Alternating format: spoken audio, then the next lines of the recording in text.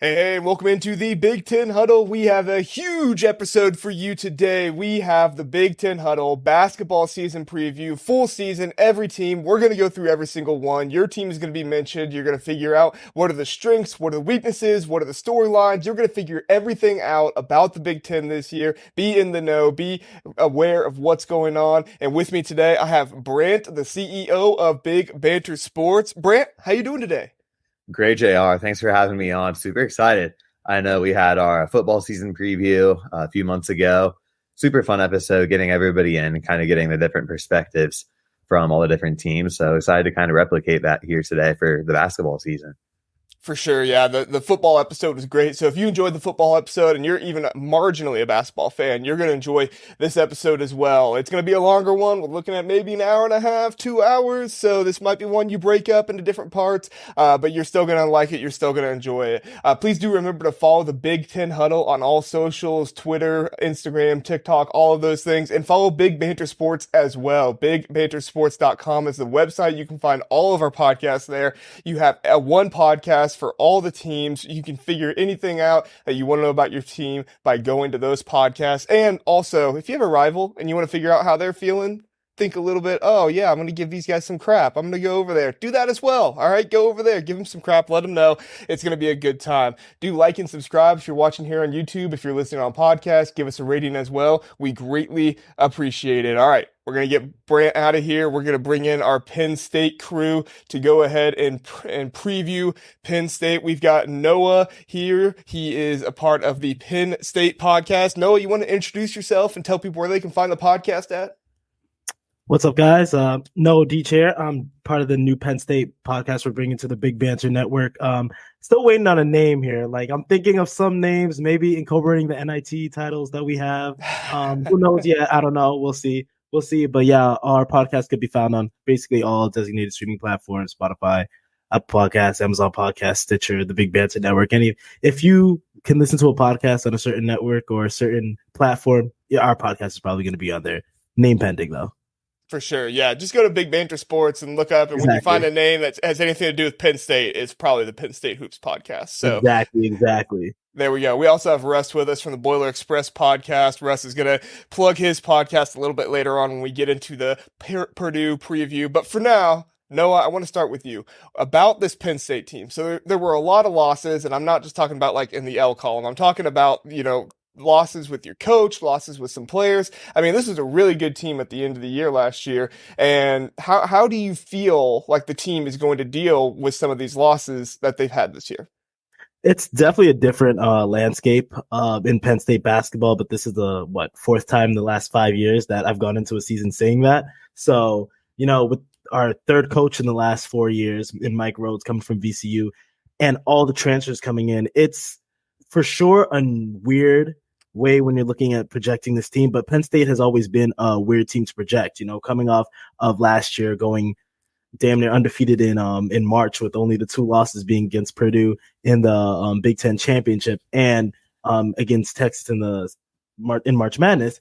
Like, there's a lot of success that you think any regular team would be able to catapult off of, but in Penn State's case, it's not true at all. We returned 0 starters. A lot of people transferred out. Our coach is gone. So it's going to be interesting to see what this season looks like. Success for the season just means being competitive, honestly, in my eyes. Yeah, for sure. I think the addition of Ace Baldwin is really going to help this team as well. He was a super good player for VCU. And, people talk about transitioning over into the Big Ten, making that jump, and it is a hard jump, but I feel like when players are as tough as Ace Baldwin is, I feel like he can make that jump and maybe not right away be comfortable, but eventually get comfortable playing hard and making that transition. Russ, what's your thoughts about this team coming over from the season they had last year? New coach, Ace Baldwin's there. What are some of your thoughts about this team? Yeah, it's, I feel like we've talked about this the last couple of years in college sports as a whole, but especially in basketball, there's a lot of teams that you'll see with huge amounts of turnover from year to year. When a coach leaves, now they can take 2 or 3 of their players with them, which Penn State saw that with Shrewsbury leaving and taking 1 or 2 commits or players, and then, Rhodes coming in and bringing a couple of guys from VCU with them. So it's one of those teams that it's hard to kind of study and know what to expect because there's so many different and new pieces, and especially with Penn State, I mean, 3 guys from last year's roster on the roster this year, not just all your starters, but 3 guys and a new head coach. Like it's one of those teams that it's going to be hard to study for you guys for sure. It's your non-conference schedule, you guys kind of have an advantage of, what are you going to throw at the team that you're playing? Because you can watch VCU tape, sure, and see maybe what kind of concepts Rhodes ran over there. But outside of that, you don't know how these guys are going to fit into rotation. Who's going to be the starting 5? Who's going to be those first, second guys off the bench? So, how your guys adapt to the Big Ten is going to be a big key in your success or failure this year for sure.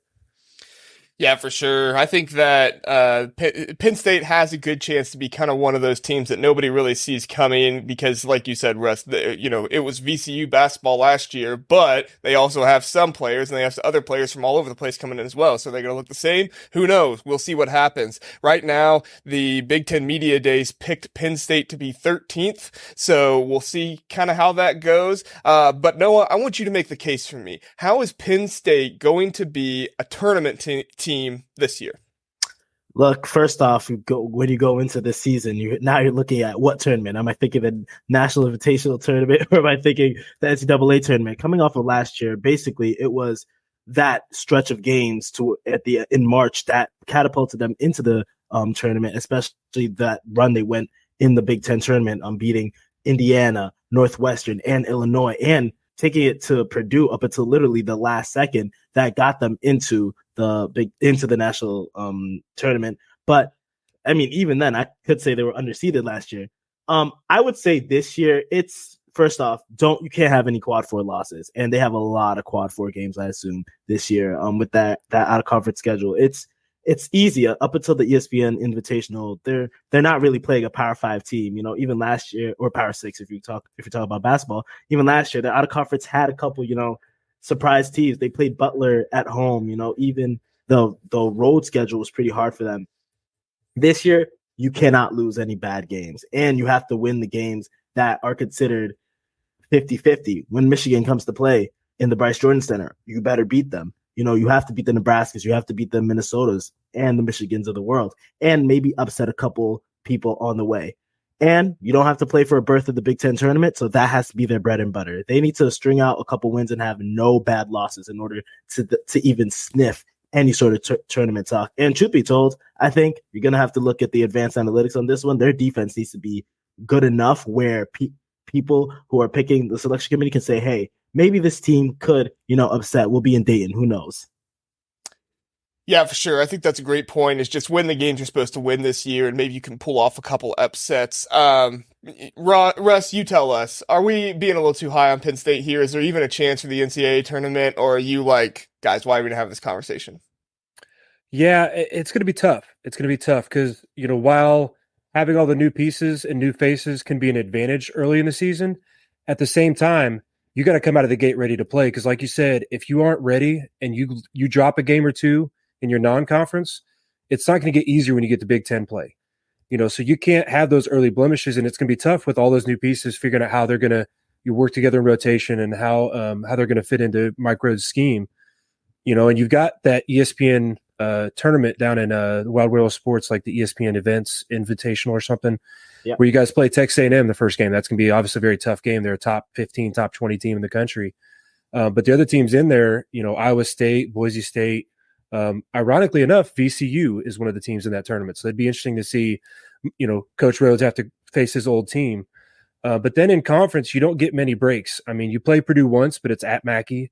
You get Illinois just once, luckily at your place. But, Michigan State's a double play. Maryland's a double play. Iowa's a double play. Indiana's a double play. So, if you drop some of those non-conference games, it's going to be tough to make up for that come Big Ten play. So, it could be rough. I'm not going to say, hey, there's no way they make the tournament. But, yeah, I think expectations would be, 12th, 13th, which, a first-year coach in a team that I think is still in a program that I think is still moving the right direction. It was just some dominoes didn't fall great with the guys that you lost to the NBA last year and losing your head coach. It's going to be, maybe similar to what like Purdue's facing in football, right? Like the program's not necessarily in a downturn as a program, but it is going to be kind of a step back and then try to, hit the ground running next year. So. Yeah, it's going to be an interesting season for Penn State. The Nittany Lions, we'll see how it goes. All right, guys, we're going to really test your Big Ten knowledge here. We're going to move on to Nebraska. We're going to talk through the Cornhuskers this season, what we can expect, what we can't expect. We do not have a Nebraska podcast yet for hoops, so if you are somebody that you love Nebraska hoops and it's your passion and you want to talk about it and you want to kind of create a community around that, please reach out, let us know, and we would be happy to talk to you about that opportunity. But I want to get into one player first. All right, and I think this is the player that everybody in the Big Ten knows. I forget how to say his first name, but Keisei Tominaga, right? The Japanese sensation who came into the league last year and really just kind of took everybody away with his shooting. I heard some people call him the Japanese Steph Curry. I don't know what to make of that, but it's like, all right, I'm here for it. Noah, let's start with you, man. Everyone loves him. Can he carry Nebraska to the tournament berth this year? And, I would not be opposed to calling him the Japanese Steph Curry. He's probably going to be this season one of the best high volume 3-point shooters in the entire country. He just spent this summer, other people were doing their workouts, scrimmaging and whatnot. He just spent this summer playing in the FIBA World Cup against some of the best teams in the world. And he still carried over that hot streak on the court, shot 60% from twos and nearly 40% from threes throughout his entire tenure with the Japanese national team at the FIBA World Cup. I don't know about a tournament berth, though. Nebraska is a very, very tricky team. They're a team that starts terrible, then all of a sudden you see them knocking off top 25 teams and going on streaks late in February and March. They won 9 Big Ten games last year. Did anybody pick them to do that? No. However, they still did it. And at the same time, they had one of the only 2 teams in the entire Big Ten with a negative net rating.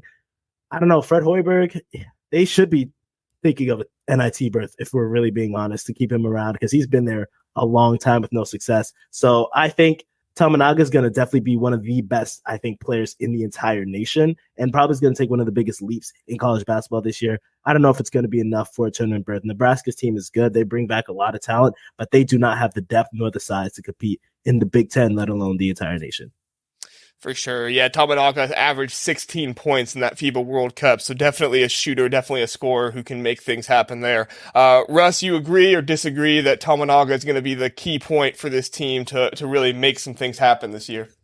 Oh, without a doubt, he's the biggest key for sure. He broke into the starting lineup middle of the year last year when he really started getting hot. And JR, we talked about it on last week's episode when we talked about the guard rankings that, on those top 14 guard rankings that Big Banter put out, Tominaga actually had the highest offensive rating per KenPom of all the guards on that list. So, he really is a big threat, and he's their biggest threat scoring wise. So the question is now that the whole league is on notice that that's the case, is he going to be able to keep it up and start throughout the year and throughout the Big Ten schedule? Juwan Gary was good for them in the short spurt that he was healthy last year, and he's going to be key because this is a league of big guys, and he's not the size of Edey or somebody like that, but he's got to be able to get some rebounds and be able to help them out both defensively on the boards and offensively. Will Wilcher come back and kind of find his groove again? That's part of the reason Tominaga got in the starting lineup last year was Wilcher kind of went through a slump there in the middle of the season.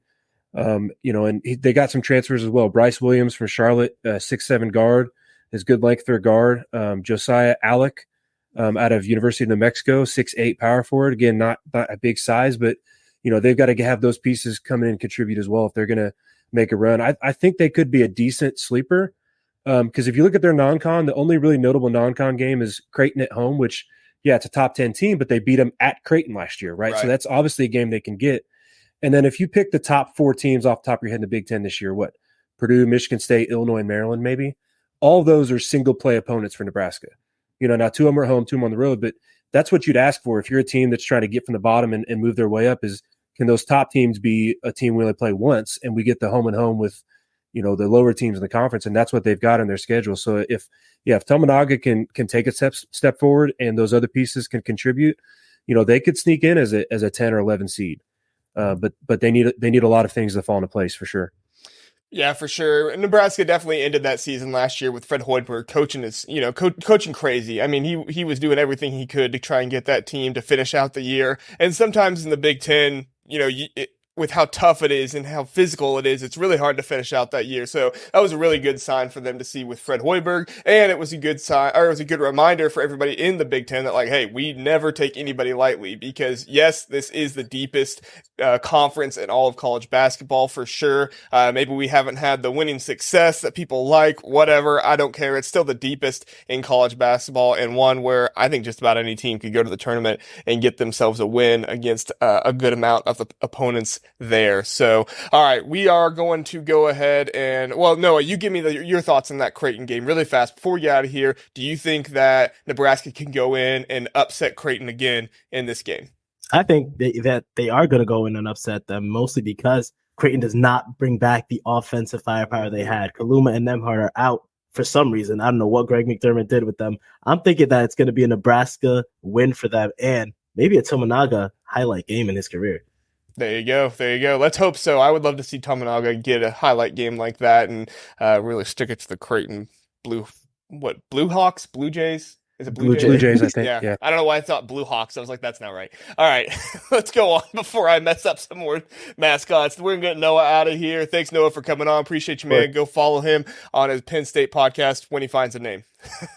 And we're going to bring Frank in here to talk through some Purdue basketball while we do, and Jordan to talk about it as well. Russ, you want to go and tell people where they can find Boiler Express at? Yeah, so you can find us anywhere you find podcasts.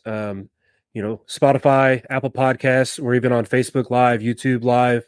We live stream on Twitter or X as well. Just search Boiler Express, or if you want to it's Boiler_Express. We're also on Instagram doing a lot of great stuff over there. Dylan's a great graphics guy. He's posting a lot of good stuff over there and good videos. And so check us out. Yeah.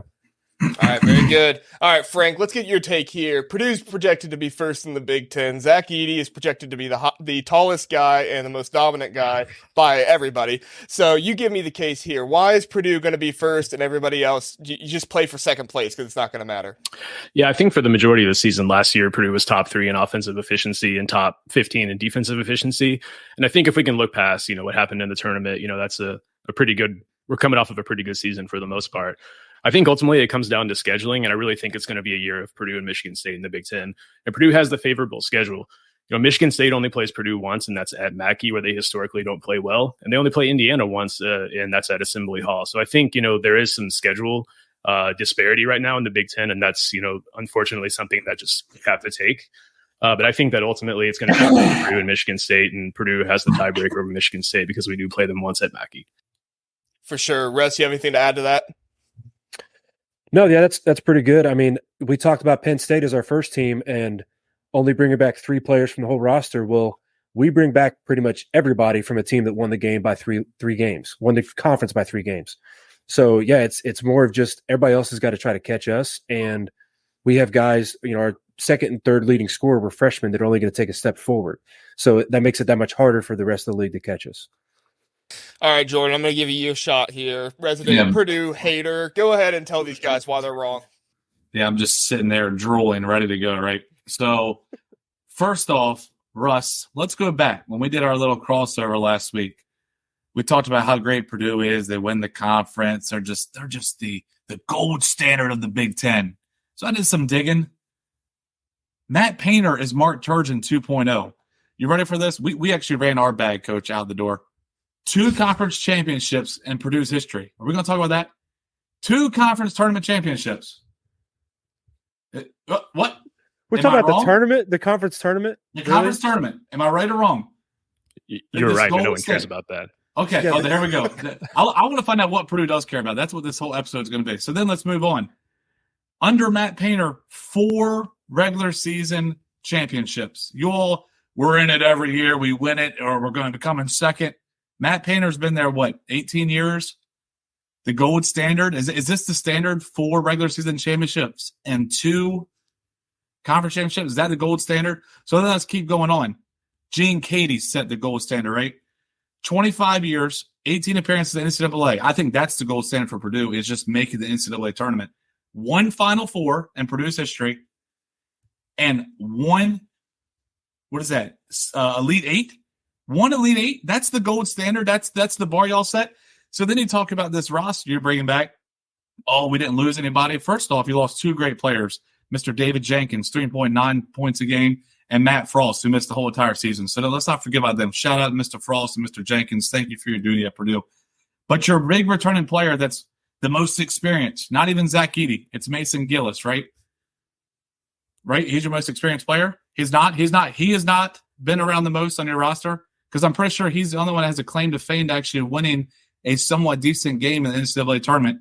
Because Zach Edey, what has this class really done in the NCAA tournament? Does anybody want to know? Because I know you all know. Y'all are awful quiet. That's a first. I mean, I think the win over Texas was pretty impressive, honestly. So the number 6 seed Texas is Zach Edey's claim to fame. This is why Purdue will once again walk through the Big Ten, probably win the Big Ten regular season. I don't think so personally. That's what you all are saying. But they're going to fizzle out in the NCAA tournament again. But you told me last time you don't care about NCAA championships. You only care about winning the Big Ten. But you've only done that. I don't think I ever twice. uttered the words. No one said that. Championship. Yeah, That's, that wasn't. that's the thing we want Frank, more than anything. Frank, right you now. were not here. Stay in your corner, Frank. Sorry. Okay. I thought you were talking about tonight. I'm telling you. No. I'm telling you. This is me and I Russ never last said night. that.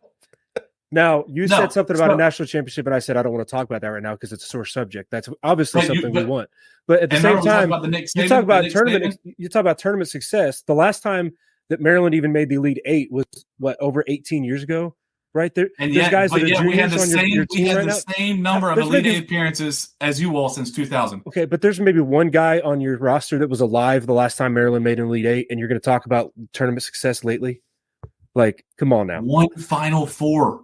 That's the gold standard. Purdue's supposed to be this gold standard. Remember, we're new to the Big Ten, right? But Jordan, we've made 8 tournaments in a row, right? If you take away the one that didn't happen because of COVID, that we probably wouldn't have made, we've made 8 in a row. So I think when you get there that many times, that becomes your standard. Like, no one wants to go there and lose and only make it to the Sweet 16, right? Well, No one wants to go and lose in the first game. So I think when you make the tournament that many times, you expect to have a deep run. And that's kind of where our bar is set, even though we haven't necessarily gotten there. And like, all your points are correct. not again. I'm just busting all his balls. But Gary Williams, he set the gold standard at Maryland, right? We made the tournament. I think it was like 18 times in a row, something crazy like that. From the time we got out of the death penalty all the way up until basically his retirement, missed 2 seasons. So he was our Gene Katie, but he actually won a national championship. But our gold standard was the national championship. Mark Turgeon kind of brought us away from that era. And then now Kevin Willard's bring us back to that era. But then we go back to Purdue under Matt Painter, and that's why I feel like you all will do it again in the NCAA tournament. His best win ever is a 4 seed against Washington in 2009. That's his best ever highest seeded win. Yeah, Tennessee was a higher seed than that. Oh, I'm sorry, you're right. That's a good. You're right. Number 2 seed, Tennessee. I always forget about them because they're just like you all. They fade out in March also. So yes, I take that back. So Tennessee and Washington, 2009 and 2019. That's his claim to fame. What his claim to fame should be is 11 seed VCU, 8 seed Cincinnati, 12 seed Little Rock, 13 seed North Texas, 15 seed St. Peter's, 16 Fairleigh Dickinson. Matt Painter is a born loser. Embrace it. Do what we do with Mark Turgeon. Run him out the door. You can get someone better. Purdue should have a national championship. They don't. You'll have settled for mediocrity, and that's what's going to happen again this year. I'm just looking out for Purdue, man. Y'all are my biggest fans. Yeah, well, so like to go back to the Texas win for 1 second. I mean, I know you referred to seeds, but like that was a stacked Big 12 conference. So Texas is actually 15th in KenPom that season. I don't know how much merit you give KenPom or not, but that was a very good team. Like Arkansas was a 4 seed, and they were actually ranked higher and had a worse KenPom ranking than Texas did that season. So it was a really good Texas team, despite that they were a 6 seed. But yeah, like the tournament struggles have been a real thing for us for sure. Well, Frank, we only like KenPom when they have us high in KenPom. If they have us low, we don't like KenPom. What are you, 22nd right now in KenPom? Yeah, we're actually pretty good. So, and JR, I saw you talked about that in Maryland. I don't know if I'm jumping ahead, but Maryland not being ranked, we actually like that because it gives a little chip on the shoulder. I think Maryland, I do believe it's Purdue, Michigan State, and Maryland. I know you all are putting Maryland on a different tier than Michigan State and Maryland. I really think our freshman class is legit. I think DHS is legit, and I think he's going to open a lot of eyes. I may be wrong. So yeah, go ahead, Frank. I was going to say, Jordan, actually, I think that they should be ranked, honestly. I think with, a proven coach like Kevin Willard, coming off of a tournament appearance, a really good, a top 20 recruiting class coming in, you're bringing in Jordan Geronimo, who we never really saw materialize at Indiana, but, he's got Big Ten experience. Like I see that as a slight to Maryland. And obviously I want the Big Ten to be high because I want, Purdue to plow right through them and have good wins. So I definitely think Maryland should be ranked. And then we talk about Jahmir Young. I know everybody was kind of, Russ, we talked about it, upset that he was the number one returning point guard of the big banner. You know, one thing I've learned, if we've watched the past couple years, especially the transfer portal, I think, Russ, we might have talked about it. The biggest take back is when those kids come from a lower non-power Big Five conference and they come in, it's that first year adjustment. And I think it's going to be huge. Jahmir has that year under the Big Ten under his belt. And that's why I think he is better than Terrence. So I don't know. I mean, I'm partial. But I think Jahmir Young's the truth. I think DHS is going to be a great sidekick. Yeah, I definitely don't think Terrence Shannon Jr. is always made out to be. I think he's too inconsistent, and Illinois fans, you can get mad at me all you want, but he's not. He just has too much hype. He's not going to be. That's why he fits in with Illinois. There you go. What do you guys think about Jahmir Young? Russ, I'll let you go first. What are your kind of full thoughts on him? Is he one of the top guards in the conference, or do you think he's a little overrated? Well, yeah, he's one of the top guards in the conference, and I know Frank's probably got more homework on this than I do, so I'll let him kind of run with it after this. But we talked about it last week. He's a volume guy. He shoots 1 out of every 3 shots when he's on the floor. His offensive efficiency is terrible compared to any of the top guards in the conference. So of course he's going to look great when he's the only guy you got that can hit a shot, and you're just going to keep feeding him and feeding him and feeding him, and he gets, he goes. In a game, he might go 2 for 10 from the field, but then go make 9 out of 10 free throws, and you go, hey, you had a decent game. Like, no, he really didn't. And I get that. I mean, you're right about that, Russ, and I think that's what this year is going to be different. I really think DHS, Jamie Kaiser, 2 freshmen, remember those names, and the fact Dante Scott doesn't have to be a main piece of this offense. He was now a role player, which that's what he's born to do. And I'm telling you now, there ain't one Purdue fan that wouldn't love to have Dante Scott on their team. He is the down-to-earth, fight for the ball kind of guy. We got rid of the Hakeem Harks, the Ian Martinez. I'm telling you, we have Big Ten players now. Frank, what do you think about Jahmir Young? Yeah, I mean, I'm just going to kind of echo what Russ said. I mean, at his peak, he had a 113 offensive rating, but his usage percentage is also very high. As Russ said, he's taking 1 out of 3 shots when he's on the floor. He's using about 30% of possessions when he's on the floor. I think we're going to see a Maryland team that's not going to demand that much of him. Right. So we might see an increase in terms of shot selection. I'd like to see him shoot it a little bit better too. But in terms of athleticism, he's up there probably in top 2 or top 3. But in terms of just, efficiency, he's never been an efficient scorer throughout his career. And I would love to see him kind of take that next step and become a little bit more efficient. But I would definitely put him in the top 3 point guards in the Big Ten for sure. And who he can contend with, the TBD on that one. Yeah, I think you're right on that, Frank. I think the biggest thing is that he gets help this season, and I think GHS is that help to really bring him into it so that way he's not shooting the ball, like Russ said, 1 out of every 3 times down the court. He doesn't need to be Russell Westbrook. He doesn't have to be. But he had to be last year. You know what I mean? Last year. Right, that's what I'm saying. This year, he doesn't have to be that guy, and I think it's going to be better for his game overall because he's going to be able to make those plays off the ball more instead of just having the ball in his hand all the time. GHS is going to be huge for that. So, all right, Jordan, you let me know. Is Maryland going to make the tournament, and what seed you think we're looking at for them? Well, we're going to make the tournament because Purdue set the gold standard. That's the gold standard, make the tournament, right? So we're going to make the tournament, and Joe Lenardi has us as an 8 seed. Once again, we talked about this again last week, Russ. Man, if anybody didn't listen to me and Russ last week, go back and listen to it because we talked some good basketball on the Big Huddle, the Big Ten Huddle. I got you, JR. I got your plug. But with that said, I don't see us being 8 seed. I've seen us about the 4 to 6 seed just because the Big Ten hurts ourselves so many times. But if we play to our potential, it's so hard to be a number 1 seed. That's why I hate preseason rankings because Duke can lose like 3 games from November to December, but they'll still only fall to like 15, and then they'll run the ACC, and next they'll be the 1 seed again. So I'm predicting like a 4 to 5 seed for Maryland. That's my goal. Well, Russ, you tell me, is Maryland like Purdue last year, unranked to a top seed in the AP poll, a top seed in the tournament? You think they're going to do that? That's quite the jump. I don't think so. I think that, the Big Ten is going to beat each other up again this year. I do think that the top is better than in the middle and the bottom, like Jordan and I talked about last week. But I still think, I think Maryland could struggle to finish in the top 3 in this conference, maybe even top 4. Come on, Russ. Illinois got enough talent that when they can get out of their own way and stop with all the off-the-court drama or even the sideline drama and actually put together the best product they can on the court, Illinois is a good ball club. And Iowa's got, some talent too. You saw that guard list where they had a couple of guys on that list, and they're bringing in some new pieces as well that I think Maryland, I think they do get somewhere in the 6 to 7 range. I don't think they're all the way down at an 8, but But no, I don't think they're a top, 3 or 4 seed at all. That's crazy, Russ. Crazy. I think it's so important for the Big Ten to really bring in those top tier guards in the nation, because right now, we have the big men, we have the guys. I mean, Purdue knows this better than anybody else. We have the big men to do what we need to do, but unfortunately, when you get into the tournament, those big men just are not nearly as valuable there as they are in the tournament. So, Frank, what do you think? Jahmir Young, Maryland, gonna make the tournament? C production. What do you got? Yeah, I don't think it's even a question at this point that Maryland's definitely a tournament team. I can see them finishing third, and I can see them finishing, 5th or 6th in the Big Ten. As Russ said, Illinois can be their own worst enemy. Indiana's a giant question mark. Michigan State's going to be really good. Wisconsin's going to be really good. Iowa, it has a lot of upside potential as well. But I think if you're, a top 5, top 6 Big Ten team, you're deserving of a 5 seed or better. So I think at worst 5 seed for Maryland. JR, I forgot to mention something, JR. Yeah, go ahead. I said 4 seed, but we're the Turtleheads. Finish first of the Big Ten, number 1 overall seed, win the national title. Don't forget. I was surprised by your. I was a little conservative. It's late tonight, all right? You're so humble. There it is. The football season has humbled you a little bit. Is that what's going on? Hey, it's basketball season. How many times I got to tell you all this? It's basketball season. All right, very good. So, Jordan, you want to go ahead and plug the podcast? Tell people where they can find you at. Yeah, so as you know, look at this. You don't have perfect timing. Hit it, Eli. The Terps, the Orioles, and the Ravens. I made Lion Mountain. I have Maryland pride.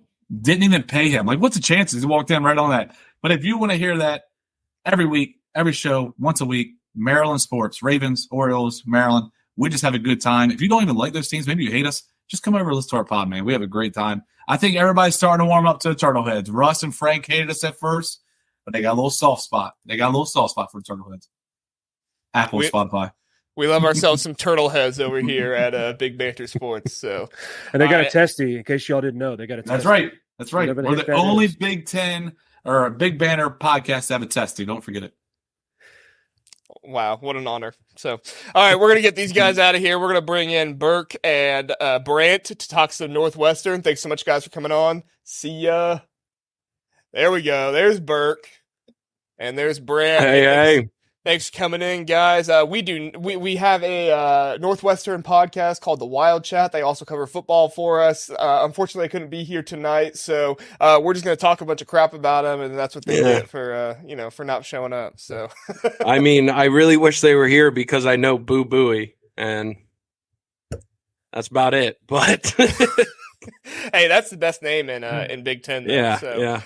Well, let's start there with Buie. So they lost Keisei Tominaga, defensive, great defensive player for them. He's no longer there, but Buie, he is still there, and he's a really good player. Brand, I think you had him top 5 in the Big Banter Sports rankings of guards. Yeah, we had him up there. He may have, I forget if he was like 2nd or 3rd. He was up there. Honestly, I think he's very deserving of 1st out of the returning guards. He's been making plays in the Big Ten since, as long as I can remember. He's been here for ages. Yeah. And the fact that he's coming back is big time. Just having that kind of experience, especially for a team like Northwestern, returning that kind of experience at the point guard position is going to be massive and how far they can go this season. So he's someone that's really electric. He's going to be a lot of fun to watch this season, as he has been for the past few seasons. And honestly, I know you called Tominaga the Asian Steph Curry. I call it just Japanese Steph Curry. Yeah, the Japanese Steph Curry. I'd say that Buie is kind of the Steph Curry of the Big Ten, aside from Tominaga maybe. But he makes plays. He spreads the ball out. He hits threes. He's that guy. Yeah, he absolutely. But like you just brought up, Keisei Tominaga, he just got cut by the Wizards. It has to be so painful to them that they couldn't find NIL to help him out, to keep him around, because without him, I don't really know much about the transfers they're bringing in. I don't know about who's going to be able to step up, but he was such a great second piece to Buie. Yeah, some guys they have coming in that are going to be really, really good. And some of these guys are coming back too. But Brooks Barnheiser is going to be a good player for them. Ryan Langborg. I'm terrible with names. And then Blake Preston. Those are their pair of transfers that are coming in that are going to be really strong for them, or, need to be strong for them in order to make an impact. So sorry, Burke, I cut you off there. Go ahead. No. Yeah. Like just on that, it's going to be, a really great test, and we're going to see what Chris Collins is made of in if he's able to follow up last season, because I mean, last season it was historically an anomaly for them, and it was the outlier. It was Indiana's COVID football season. Yeah. And let me tell you, the next season was not that great. So are you comparing Chris Collins here to Tom Allen? Is that what you're saying? Hey, he might have worked his way into that lifetime contract that we can't seem to fire him out of. So, yeah, and Buie, I mean, he's an exceptional player. Bringing him in, I think that Northwestern's out of conference schedule is pretty favorable this year. I don't really see too many really tough games on here. Arizona State, that's going to be that's obviously a Power 5 team, or Power 6, I guess, in basketball team. I really don't see anybody else on here that's going to be a huge challenge. DePaul, they play at DePaul, so that's going to be a game. But I think that, you know, for Northwestern, it's really good to have the schedule to kind of set themselves up. They have that weird Big Ten game on December 1st versus Purdue. So, you know, that might set them back. But overall, what do we think here, guys? Do we see a tournament team possibly? Brant, what do you think? I do think this is a team that can kind of squeak into the tournament. I mean, replacing Edey is obviously no easy task, but just getting Buie back is huge. And I think Ty Berry is a guy that can really take a step forward for them this year and kind of maybe step up into that role that Edey played last year. He was an 8.5 point per game scorer last year. I know he was hurt at points last year, but he can defend. He can score when needed as like a secondary or tertiary piece. I think he's a guy who can slide in really nicely into that backcourt. And then, like you mentioned, Brooks Barnhizer. He was just a freshman last year, if I'm not mistaken, but one of the better shooters I've seen in the Big Ten. I think he's a guy that can take a huge, huge step forward offensively for them. And then Justin Harmon, Justin Mullins, sorry, there's two Justins. Justin Harmon, Illinois guard. All these transfers kind of jumbling me up. But yeah, Justin Mullins coming in from Denver, another guy who can kind of step into that guard rotation. So I think they've got a pretty deep guard rotation that can definitely make some noise. Yeah, I think so too. It'll be interesting. What are your thoughts, Burke? Yeah, you have Buie, so you have the floor general. As long as you can find some shooting, they could honestly be a lot like Penn State was. Like this season, I think they could make a run in the tournament that maybe just buys them enough credit to get into the NCAA tournament. Yeah, like make a run in the Big Ten tournament to take into the NCAA.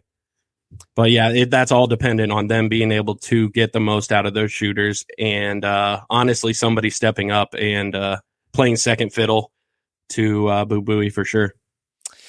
Yeah, I think that this team is going to be a tournament team. I think the biggest thing for them is just that they beat the teams they're supposed to beat in the Big Ten, right? I mean, remain consistent, do what you're supposed to do, beat the teams that are under you. Rutgers is going to be a team that's pretty good, but I think they can be able to beat Iowa. I think they should be able to take care of Michigan in those games. But, the biggest thing, like you guys, like I said earlier, is just beat the teams you're supposed to beat, take care of business when you're supposed to take care of business, and hopefully Chris Collins shows that he's not just a one-hit wonder like Tom Allen, and he can actually keep this team going. Because that would be the worst thing ever if, you give somebody a big, long contract after being a one-hit wonder. And it is the worst thing ever.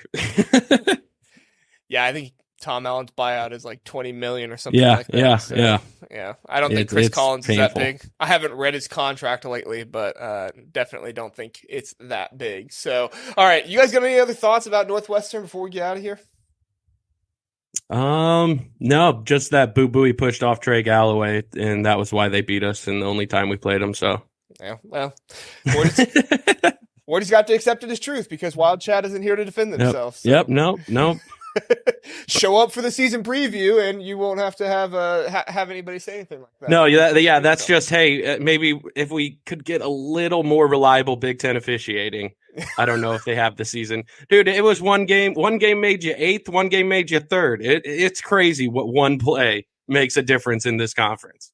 It's like a Peter Pan wish right there. Reliable Big Ten officiating. Wow. Yeah. All right, let's move on to Indiana really fast. Burke, you want to tell people where they can find Often Daunted at? Often Daunted. You can find it everywhere you get your favorite podcasts. I'm going to be working on some video components coming up here soon. Yeah, it's just ignorantly optimistic talk on Indiana basketball. And I mean, on that, talking about the news that we all received today, our very hyped recruit, Mackenzie Mbako, getting arrested at a Taco Bell. Classy place to be arrested at. Yeah. All I can say is go check out the reviews of that Taco Bell. They routinely list their closing time at 3 a.m. He was there at 2:15, pissed that he couldn't get a taco because the people on the intercoms were saying they were closed, which they weren't. I bet Taco Bell HQ would have been livid with those folks. If anything, he's exposing inadequacies in Taco Bell's corporate structure. Who among us has not wanted a cheesy gordita crunch at 2 a.m.? Hey, and nacho fries. Nacho fries are back, all right? Who among us doesn't want some nacho fries at 2 a.m.? And then Evo Taco Bell closes their doors. So. I can't say I've resisted arrest for a cheesy gordita crunch, but I can't say I haven't. So yeah. I've been close. All right, let's go ahead. Let's talk about Mike Woodson and IU. Mike Woodson, they got into the tournament. They won their playing game last year, and was it a playing game or first round? For the tournament last year. Big Ten? Yeah, no, the NCAA tournament. Oh, no. Yeah, we were 5. Okay, yeah, that's right. So they won the first round. They played Miami. I don't know why I was blanking on that. Yeah, no, you're good. But Mike Woodson still looking to take that next step here. Is this season the season where he takes that next step and really runs a little bit deeper in the tournament and satisfies some of these IU fans' desires? See, it's all about how you're measuring each season, because Mike Woodson has taken a step every season. He's gotten us closer. He's gotten us more, just serious in the eyes of others. Every single ending result of the season has been better than the last with him. And of course, you want to see the leap that he can just get everything out of his players and just absolutely take a leap. This roster, there are so many questions about that. It could end 10th, it could end 3rd, 2nd. It's such an unknown with the guys we've got. But honestly, Mike Woodson has done so much to earn the trust of this fan base that, we really just trust him. There's no reason not to yet. He hasn't given us one. Yeah, for sure. Fox Sports and their prediction put them as 6, which to me is we don't know. We're just going to slide you in here because you could finish 6th, you could finish 3rd, you could finish, 10th. We have no idea because that's just how such is life in the Big Ten. Right. Brant, what do you think are healthy expectations for Mike Woodson going into this season? Yeah, my expectations are kind of on par with that. Indiana, throughout the Archie years, it was just painful for the fan base, but funny for everyone else in the Big Ten. Oh, absolutely. I'm sure. because everyone likes to see the Indiana fans upset. It's just electric to kind of have them we get really upset, raging at everything. But yeah, Mike Woodson finally got them back into the tournament 2 years ago. It was a play-in game 2 years ago, but they won that and rightfully earned their bid. And then in there as a 5 seed last year. But this year they lose Trey Jackson Davis, and that's just a huge, huge hole to fill. I know Khalil Ware, the guy they're bringing in to replace him, was a very, very hyped recruit, but it didn't click last year at Oregon. He got benched down the stretch. He really didn't play too many minutes. I'm not sure if it was a character issue, if it was a hustle issue. So it remains to be seen kind of what happens in the front court for Indiana. That's where the biggest question marks are for me. Returning Xavier Johnson and Trey Galloway in the backcourt, though, is huge. In my opinion, in order to make a run in March, you've got to have continuity at the guard positions, and that's something that Indiana does have. So I think Mike Woodson's going to get them back to the tournament. And could he make it to maybe the Sweet 16? It really all depends what the matchups look like. Because if they get matched up with a tough Miami team who's just going to put them in a blender, they did last year, they were never going to win that game. But if they draw maybe a more favorable matchup, there's no reason that they can't go ahead and make it. Maybe Mike can take another set. Yeah, Burke, I think this is an interesting storyline with losing TJD and Xavier Johnson. He played a little bit of last year, but obviously the injury hindered him from being there most of the year. Are you looking forward? I know that's hard to ask because TJD was so good, but are you kind of looking forward to this post-TJD era with Xavier Johnson and what Mike Woodson can kind of do with his guys? Or are you like, no, this is going to suck, give me TJD back? I am forever grateful for TJD and his time at Indiana. But that being said, when Mike Woodson came here, he said he wants to play a faster style. He wants to play a more NBA-looking offense.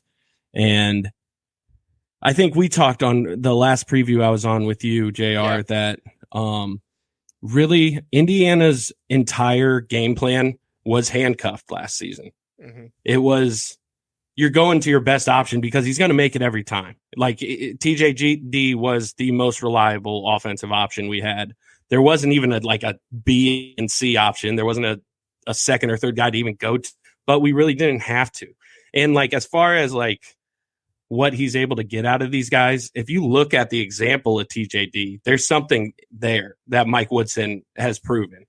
Like TJD, like in seasons prior, it's almost sacrilege to say this, but he was soft. Like he was so much softer than Mike Woodson got him to be. Like he was Trace Jackson Davis. And Mike Woodson made him TJD. Well, I think that was part of the whole problem with Archie Miller is the team never really looked like that strong, we're going to beat you up and we're going to take care of you and spit you out kind of team. I mean, but that's what Mike Woodson has brought to this team, and that's what he brought to TJD. I think you're going to miss the leadership of TJD the most. Oh, absolutely. Like you said, he was that tough-minded guy when Mike Woodson got there, and Woodson coached him hard. I remember listening to interviews about that where Woodson was like, look, if he's not good, I'm going to tell him he sucks. Personally, I love to hear that from coaches. I love to hear that you are honest with your guys and say, look, you need to be better, because at the end of the day, that's the only way you get better. And the guys are either going to respond with, curling up and say, oh, I can't do this, or they're going to get better. So, and that's what he said about Khalil Ware. He said straight up, Khalil, I told him it's not going to be like that. Like, I'm going to push you. And then, just having Khalil sign up for that is huge. And, I just hope to God it works out, because God, if it doesn't, if this goes off the rails, it could go off the rails very quickly. But I have faith. It's all I can it's all I can do, right? Can you imagine that conversation with Mike Woodson and Mackenzie Mbako after the Taco Bell? Oh my God. He's just going to be like, Young, and that is the dumbest thing I've heard in my time in this, like, dealing with this kind of shit. I see Mike Woodson, dude, just come over to my house. I'll make you a taco, Yeah, exactly. Exactly. You're probably going to hit him with, hey, nothing good happens after 2 a.m. Like, of course. My grandma said 11 p.m. So Mike Woodson, 2 a.m. He spent time in the NBA. He has a different wavelength of party, I guess. That's true. Well, I guess if you're a Pacific guy, the time change and stuff. So. Yeah. All right. Pacific. All right, we're going to move on here to the Iowa basketball. Connor Barry is supposed to be with us from Inside the Nest. However, he's feeling under the weather tonight, so he's not going to be able to with us. We hope that Connor gets better, but you can find Connor and his podcast over at Inside the Nest. Find them on all the podcast platforms over there, and find them on Twitter as well. So Inside the Nest 0 is their name. Inside the Nest 0 on Twitter. Well, let's look at this team, guys. We have Murray lost, both the Murray brothers. They were kind of like the 1-2 punch there back-to-back years. But there are other pieces as well that are lost as well. But they still have a few guys back that could make an impact. How do they replace all of this production? How does Fran McCaffrey put this together and make this another offensive juggernaut team? Because I assume that's what he wants to do, and really make this into the team that can have high scoring and really contend in the Big Ten. Brant, what do you think? Yeah, for me, it's really just play through Peyton Sandfort. This is a guy who, he could explode for like 30 points in any given game last year. We saw it specifically. One game I'm thinking of is that crazy game against Michigan State where Sandfort just dropped like nearly 20 points over like a minute stretch. It was insane, and brought Iowa back from, seemingly out of the game to coming back and winning that game. So I think if you play through him, you've got a guard in Tony Perkins who can kind of space the floor a bit. That's really how you're going to have to go. It's going to be through the offense again this year. They didn't really change anything defensively to bring in any guys who are kind of soft gaps on that end of the ball. And I think it's going to be significantly tougher with no Murray this year. Obviously, they played through him and his brother for the past few years. So I think this is a team that's kind of sitting on the bubble this year. And if they can't kind of figure out how to defend the ball, they could end up on the wrong side of the bubble. Yeah, historically, Iowa, at least recently, hasn't been able to get that guard that can really take over the game. So Peyton Sandfort, he's going to be a really good player, but can he take over the game like the Murray brothers did in those situations? It's going to be really interesting to see if that can happen. Burke, what are some of your thoughts about the loss of production and the production that they have still there and the production they have coming in? Can they replace the players they lost? As an Indiana fan, I feel like Iowa fans would be slighted with anything I say about Iowa because they have had our absolute number since Mike Woodson got to Indiana. He is the single head that he has not collected in this conference. And as far as Peyton Sandfort, that guy went just lights out against us. And he can do that at a moment's notice. And honestly, like I said, we said on the last show, like he is my pick for Big Ten Villain of the Year because once he's getting hot, it fuels his game and he is so cocky about it. And I mean, sometimes you just sit there and can't do anything about it. Your defense isn't going to be able to respond if he's going nuclear like that. But yeah, it's Iowa any year. They're going to live by the three. They're going to die by the three. If they can find the shooters, if they can hit a high conversion, they'll be fine. Yeah, I always feel like Iowa's kind of the villains of the Big Ten most years anyway. I don't know of a single fan base that likes Fran McCaffrey, which, hey, if people hate you, it means that you're doing something right because, you're beating their team. So, but even just looking at this Iowa schedule, North Dakota, Alabama State, they definitely have those easy teams there, but they are playing Creighton. They are playing Oklahoma, Iowa State, some of those teams. So those aren't exactly going to be easy games, but I don't know. They could get Creighton early because Creighton is ranked 8th, and that would be a huge win. And I really am not too confident in the team that Creighton has put together this season. So are we looking at a team here where maybe they take some of these games in the preseason, go into the Big Ten, just are above 50%? Are they a tournament team, or is this a situation where it's like, you guys don't expect the tournament at all because it's just not happening this year? Brant, what are your thoughts? Yeah, I mean, for me, they just don't play Big Ten basketball the way that everybody else in the conference does, where it's kind of, defend, kind of hack the other team until it gets called. Iowa, they live by the three and die by the three, like Burke said. So it's really just a different style of play. And it sometimes they get some wins in the Big Ten, sometimes it doesn't. Just depends how the matchups are looking that day. And if the three's falling really is the difference for them. But as far as making the tournament, they're going to have to go 500 in the Big Ten. And then I think they have to win that one against Creighton. If they get that one, that puts them on the right side of the bubble. They drop that one, I think it maybe sends them on the wrong side. And I think that's one that's very winnable. Getting Creighton early in the year, that's a team that we mentioned earlier has a lot of turnover, losing a lot of production from last season. So I think that's a winnable game. And I think if they can get that one, they can maybe sneak in as maybe a 10 or 11 seed. Yeah, building on that, like that Creighton game, just through my Indiana perspective, I look at that opportunity for them, and I think a lot about what we made of the Xavier game for us this season, or last season, where that Xavier win looked so much better at the end of the season, where if they can cash in and win early, that's definitely going to pay dividends for them. And yeah, if they have that in the bag, if they can look competent in the Big Ten, I see them getting in. Yeah, I think so. I think the beginning of the season is super important for this team. It's hard to lose all that production and still be good, but like you guys pointed out, Tony Perkins, Peyton Sandfort, those are guys that have to step up this season and really be major contributors and be a part of that offensive production and make that stuff happen. Are we concerned about Fran McCaffrey if they don't make the tournament? Are we concerned? He's been there for a while, not as long as Kurt Ferentz or anything like that, but I know Iowa fans are a little testy with how football has gone a little bit with the Brian Ferentz situation. Burke, you think anything negative is being thought about Fran, especially if he doesn't make the tournament? it feels like in the day of NIL where every dollar is just so important and keeping like in your arsenal, you can't fire both those guys. Mm-hmm.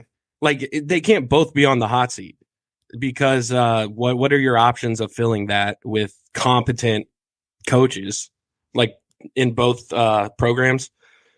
So I just don't see Fran going anywhere. I don't know what he would have to do. It would have to be no tournament and just an abysmal showing on the season. But I think he has the shooters that won't be the case. Yeah. Brant, what are your thoughts? Yeah, for me, it's really like Fran and Kirk are kind of in the same boat where I think they're going to leave on their own terms when they do leave from Iowa just because of what they've done for the program, both respectively. I know Fran, maybe he hasn't won championships at Iowa, but he's got him consistently in the tournament. He has him consistently in the middle of the Big Ten, really able to knock off anybody at any moment's notice. And I don't think that's something that Iowa's going to be willing to move on from unless it really just crumbles. And I don't see that happening anytime soon. I just think about like who would be a prospective hire for them? Yeah, that too.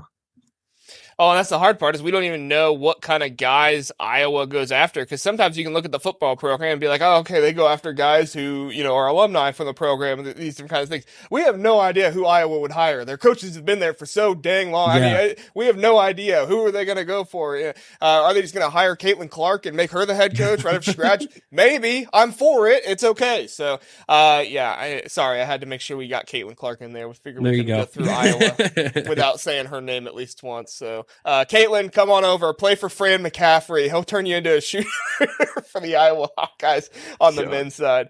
All right. Thanks so much for coming on, guys. Appreciate you. We're going to say goodbye to Burke and Brant, and we're going to bring Tim in here. Tim is going to talk some Michigan State predictions with me. If you have not heard about Bacon Wire is the Michigan State podcast as well.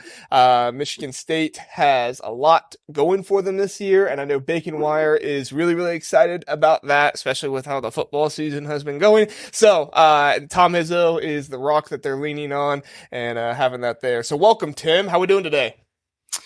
Doing great. I'm going to go in 3-0 in fantasy this week. The Ohio State just picked up a monstrosity of a win over Dayton in a very real game that definitely counts. So usually I say I could complain but won't, but I have no complaints today. So yeah, life's good. No complaints. There we go. All right. We'll talk more about that Ohio State game here soon, because I don't even know if a lot of people knew that was going on. I heard there weren't very many Ohio State fans there, so we can fill them in on that. But let's go ahead and talk some Michigan State. All right, Michigan State. They are preseason number 4. Tom Izzo has gotten this team to a good place. Tyson Walker's coming back. AJ Hoggard is coming back. I mean, and they have their star freshman coming in as well. I mean, this is going to be a good team, I think, but I don't know if preseason number 4 is really warranted. What are your thoughts on that? Yeah, I think Michigan is a really interesting team because you even look at last season and they underachieved, overachieved, not sure in Big Ten play. But when you come back with so much experience and you make the tournament, like that's nice. But you'd like to see a couple of showstoppers on the roster. Obviously, the freshman class is going to be really good, but looking at AJ Hoggard and the backcourt, Michigan State is going to be really good. They're going to be really experienced, but as you head into the NCAA tournament, a lot of times people say you've got to be really good offensively and defensively. If you're not top 35 in both in KenPom, then you're not going to be able to make a run. You need a guard that can really go out and get you buckets. And I'm not sure if Michigan State has that guy. So as far as making a push, can they do it in Big Ten play and potentially win the conference this year? I definitely think it's within their grasp, but it's hard for me to see Michigan State being able to make a big time run in the tournament because I think they lack that number one player that you can lean on as the tournament goes on to really get hot. So I think Michigan State will be good. I think it's going to be between them and Purdue to take the Big Ten this year. Those are the pretty two clear favorites, and that's what obviously everyone says.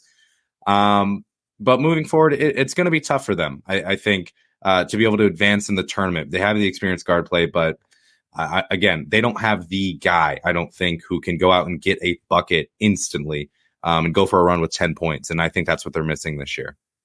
Yeah, they're definitely going to have Tyson Walker, AJ Hoggard turn into one of those guys to make that happen. Tyson Walker was first team in the Big Ten on media days, and AJ Hoggard was second team. So I think it's pretty safe to say this is the best guard combo in the Big Ten this year. But I'm with you. They have to step up. They have to make that happen. Number one, if they want to win the Big Ten, and number two, if they want to make a deep run in the tournament. Now, far from me to ever doubt Tom Izzo, all right? I'm not trying to say that, they aren't going to be number 4 in the country or anything like that. I just look around and I say, I don't know if they have done anything to show me, hey, this is a top 4 team for sure. I mean, they were 21-13 last year. Yes, they reached the Sweet 16, but they lost to Kansas State, who Kansas State lost just a little bit later on there to, Florida Atlantic. Is that who Kansas State lost to?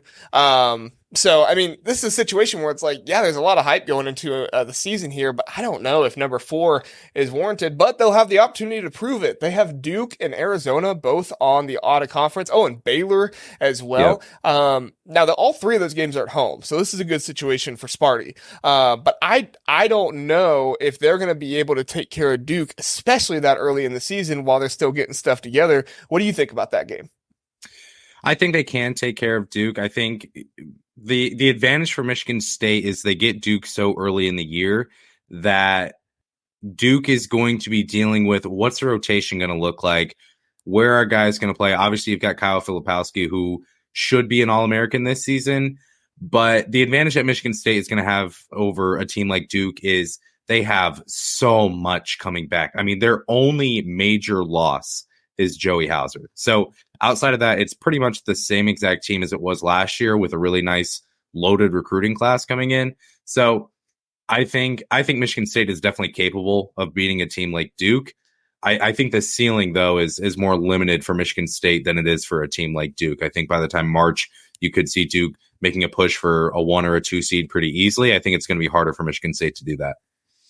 Yeah, I think the most interesting matchup in that game is going to be the experience now. He's been there for a year, Kyle Filipowski, versus the new incomer, Xavier Booker, who, yes, he was number 14 in the nation in recruiting rankings. I don't want to, gloss over that at all. He has a lot of talent, but can he make that jump right away? I understand exactly what you're saying. I think you're right in a lot of ways. That to me is kind of the key here. Number one, can Xavier Booker take care of Kyle Filipowski enough to open it up for the rest of the team? And number two, can Tom Izzo scheme and outcoach Duke to really make that happen to where they can win this game and they can really set the standard for themselves this season that they need to set? Do you see any way that we could be seeing Tyson Walker and AJ Hoggard really contending with Purdue? That guard situation, they only play them once this season, if I'm not mistaken. It is at Purdue, but I think most people know that Purdue's weakness was kind of their freshman guards turning it over last year. So if two experienced guys like Tyson Walker and AJ Hoggard can really help that matchup and make that happen, they might be able to steal that one from Purdue at Mackey. What do you think? Yeah, that's a really nice thing for Michigan State is their Big Ten conference schedule is the only one I would take over Ohio State's at this point. They only have to take on Purdue once, and I do like Michigan State's backcourt a lot more than I like Purdue's. I've heard Fletcher Lawyer and Braden Smith have both look great so far in this preseason and within inter-squad scrimmages and things like that. I've heard they look great. But overall, I would definitely take Michigan State's backcourt over Purdue's. Obviously, Purdue's got Zach Edey, who's a great college basketball player. I think nothing more than that, but that's my own shtick that I have on the Views from the Shot pod. But I mean, I think overall, that's a game that I would pick Michigan State, honestly, to win. I think they just match up better. And again, Michigan State's conference schedule is so advantageous. It is really, really good. They're missing out on a lot of the top dogs or projected top dogs in the Big Ten. So that's why I think this Big Ten race is going to be a lot closer than people think between Purdue and Michigan State.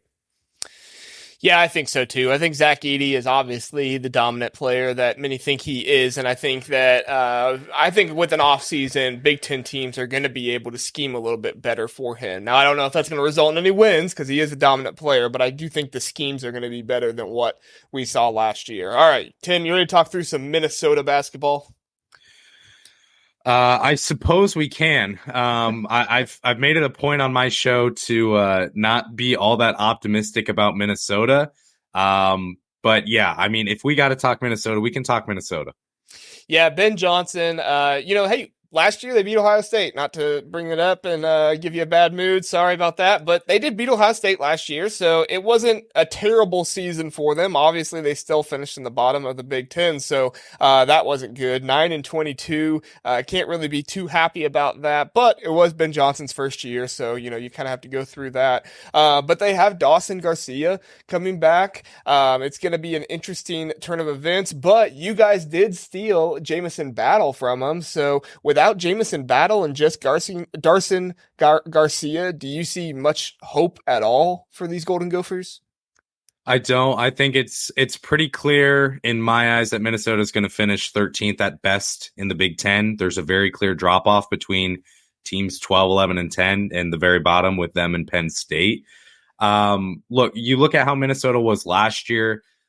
Ohio State, when Minnesota did beat Ohio State, they played in this like all access game on Fox where you could get back into the huddle and in the locker room and all these types of things. And Ben Johnson, it may have just been me. I've said this on my podcast as well, that Ben Johnson just doesn't do it for me for whatever reason. I just can't seem to buy into what he's doing. And I think, look, like they're losing Jamison Battle. He's now at Ohio State. There's no one on the face of this earth who can say Dawson Garcia is better than Jamison Battle. So now you're going to lean on Garcia. They get a top 80-ish recruit coming in the freshman class. You've got some outgoing transfers, some incoming transfers. But overall, like there's nothing really for me to believe in Minnesota this season being any better than 13th. I hate to be pessimistic. And yeah, they beat Ohio State last season, but a lot of teams actually used Ohio State as their medicine last season to get off a schneid. So yeah, Minnesota got them. Wisconsin did the exact same thing with Ohio State. I think Nebraska did too, where they're all not playing well. They played Ohio State, picked up a dub, and started to play better. So yeah, I don't have a lot of faith in Minnesota at all this year. And just as a general basketball fan, it's hard for me to be like, oh, Minnesota's taking on Florida Gulf Coast tonight. Yeah, let me tune into that on Big Ten Network. Like there's nothing there for me to be like, oh, I'm super excited. Like Minnesota has the potential. Like I just don't see it. Yeah, that's what I was going to point out next, is their schedule is pretty favorable, especially in the out-of-conference. Really, the only challenge I would say that they have is Missouri in the out-of-conference. Now, of course, some of these smaller schools could always pop up and be not a contender overall, but, contend with Minnesota and really give them a tougher game. San Francisco is not bad, so I want to give them credit as well. But I think we're looking at a situation here. They play Ohio State, first game in the Big Ten, then Nebraska. They can win that Nebraska game if Fred Hoiberg is not on his game. Then they play Michigan at Michigan. I don't think it's a likely win, but they could win that game. I see that as a game that it could happen. I'm not saying it will. And then Maryland, Indiana, and then Iowa. They could win that one as well. So it's likely that we could see a Minnesota team here that goes through the out-of-conference, loses one or two games, and then starts 2-4 or 3-3 in the Big Ten, has a bit more hype. But then I just hate the schedule after that for Michigan State, Wisconsin, Penn State. Again, they might win that one. Northwestern, Michigan State again, at Iowa, at Purdue. I mean, we're looking at the schedule and it's like, no way do I think they're going to really do anything this season. Have some more wins out of conference for the Big Ten, which might be nice, but yeah. What are some of your thoughts on Ben Johnson? I know you gave your thoughts on kind of his coaching style overall, but with how Minnesota is treating him, do you think he's long for Minnesota at all? It's so hard to tell because like Minnesota, it's kind of the same thing I say about Michigan football as I've said for a long time. Like your expectations to win a national title, if that's your expectations every single year, then you're just going to constantly be disappointed. Like Michigan hasn't really contended for a national title or won one since World War II. So we need to pump the brakes a little. Like it's the same thing with Minnesota. Like if your expectations are we need to compete for the Big Ten every single year, then no, Ben Johnson isn't your guy. But if your expectations are, hey, let's make it to the NIT, let's win 20 games, like let's be competitive and get better and better every year, I still don't think Ben Johnson is your guy. Like looking at his track record and what he's done in this past, and it's hard for me to believe in a guy like Ben Johnson. I don't know what it is about him, but like I've said it on the podcast before. He's my least favorite coach in the Big Ten for whatever reason. Hopefully Ben doesn't hear this and come for me. But I'm out on Ben Johnson for many reasons. I'm out on Ben Johnson. Yeah, when I look at that schedule last year and I look at the games they did win, their out of conference was a lot tougher last year, so that definitely made things hard. But I mean, they beat Ohio State, and then right after that they lost. I can't even count how many are there, and then they beat Rutgers, Nebraska they beat. So I mean, they had some wins there at the end, but at the end of the day, I just don't see much hope for Ben Johnson. I don't see him as being somebody who the school is rallying behind. He doesn't have that charisma. That's a big thing you need when you're not performing on the court, is you need that charisma. You need to kind of give that hope to the boosters in the school. And I just don't see it. Maybe there's something going on behind closed doors that I don't see. That's very possible, but I just don't see that kind of charisma and attitude that he needs to have in order to make that happen. And all of this to say, they didn't even play Illinois and Michigan State last year. Those games got canceled. So when you look at this, they could have had more losses than what they had last year. So if Minnesota can make it 10th in the Big Ten, you think that's a successful year for them, Tim? Sure. Yeah. If they make it 10, then I'll give them the dub and say, great job, Ben Johnson. I mean, again, he feels like the type of guy who's like that really annoying fan or like mom at a high school basketball game who's like, come on, guys, play defense. Come on, rebound. Yeah. Oh, grab the ball. Like, I feel like that's the type of guy that we get from Ben Johnson. That's my thoughts. If they finish in 10th, then good for Minnesota. I'll give them a pat on the back, but it feels very unlikely. Yeah, that was kind of what I got last year from that game you talked about with Ohio State, because I remember watching that game thinking it was going to be kind of interesting, and it seemed like, Ben Johnson huddled him up, and he's like, all right, guys, we can do this thing. Coach to you, and it's like, all right, go draw up the strategy for him now, not everybody has to be an X's and O's, guys, but it's just, it's uncommon for them to not be at all. So interesting as we go through the season there. All right, let's talk some Wisconsin here, Tim. Wisconsin returning a lot of talent this season. They are looking for that alpha that they need, kind of like what we were talking about with Michigan State, to really be that player who can make everything happen for them. Badger Notes After Dark can't be here to talk about who they think that will be, but I do think that this team has a lot of potential with the returning talent, kind of like Indiana last year with all the returning talent. But you tell me, is this team built more for the NIT, or are they built more for the NCAA tournament? I think the team itself is built more for the NIT, but the fact that you're returning, they're returning 12 out of 15 rostered players from last season, and you could argue it's 13 out of 15 because one of those players is now on the coaching staff. They get AJ Storr in as well, who I think is going to be really, really good for them. They were so bad offensively last season. They were abysmal offensively, and I know they didn't have Chucky Hepburn for a part of the year as well. It's tough for me to have an opinion on Wisconsin because I get that they're getting so much back, but I don't know if that's a good thing. Do we need to completely clean house and get these guys out of here and actually get some talented individuals in? Or did you deal with some injuries? Did you deal with some bad luck? And now you head into this season, you don't have to, Greg Gard doesn't have to go in there and install the offense and the defense. You're kind of just picking up where you left off last season. And they did make a run in the NIT as well. I think that they might have lost in the NIT final. Semifinals. They lost to North Texas. So, I think that is what gives me hope, is how well they played down the stretch. So is the team itself built for the NIT? Yeah, I think it is. But the experience, the camaraderie, the fact that you get everyone back again, that makes me feel like this team can make it into the NCAA tournament. But this feels like the most bubbly of bubble teams in all of the Big Ten. Yeah, I feel like if the Big Ten West of football had a basketball team, it would be Wisconsin last year. They would just kind of put together who they were. But I think Connor Essegian has to take that step. If this team wants to be more than just an NIT run team and really make it to the tournament and make something happen, and to the NCAA tournament and make something happen, Connor Essegian needs to take that step. He burst onto the scene last year. I don't think a ton of people were expecting him to do that, but he and Tyler Wall as well need to really take that step. I don't think Chucky Hepburn is the kind of guy who's going to ever be more than just a reliable offensive guy and a really good defensive player. I don't think he's ever going to be that star for you. Maybe he will. Maybe he'll turn into that. I don't want to say it's not possible, but I do think for sure that we're looking at Connor Essegian or Tyler Wall to really take that next step and turn this team into something more than just the defensive battle team that we saw last year, that it hangs tough with teams and makes things happen. Are there any other particular players that you are looking at that could take a step forward and be more of that established scorer?